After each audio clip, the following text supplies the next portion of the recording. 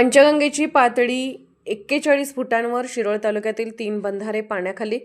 कृष्णा आणि पंचगंगा नदीच्या पाणलोट क्षेत्रात सुरू असलेल्या दमदार पावसामुळे दोन्ही नद्यांच्या पाणी पातळीत झपाट्याने वाढ होत आहे.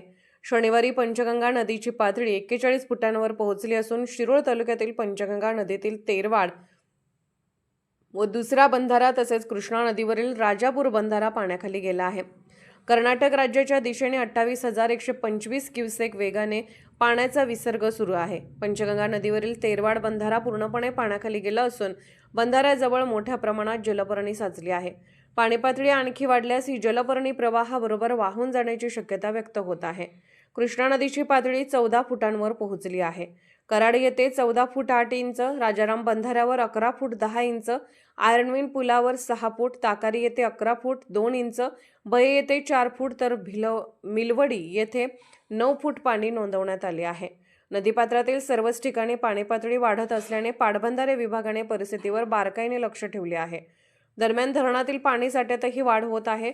कोयना धरणात 18.19 टीएमसी, वारणा धरणात 12.50 टीएमसी तर अलमट्टी धरणात 20.689 टीएमसी पाणीसाठा उपलब्ध आहे. वारणा धरणातून 100 क्युसेक, अलमट्टी धरणातून 822 क्युसेक पाण्याचा विसर्ग सुरू असून कोयना धरणातून अद्याप पाण्याचा विसर्ग सुरू करण्यात आलेला नाही. प्रशासनाने नदीकाठच्या नागरिकांना सतर्क राहण्याचे आवाहन केले आहे. Bureau report SR news 24 Kurundwad.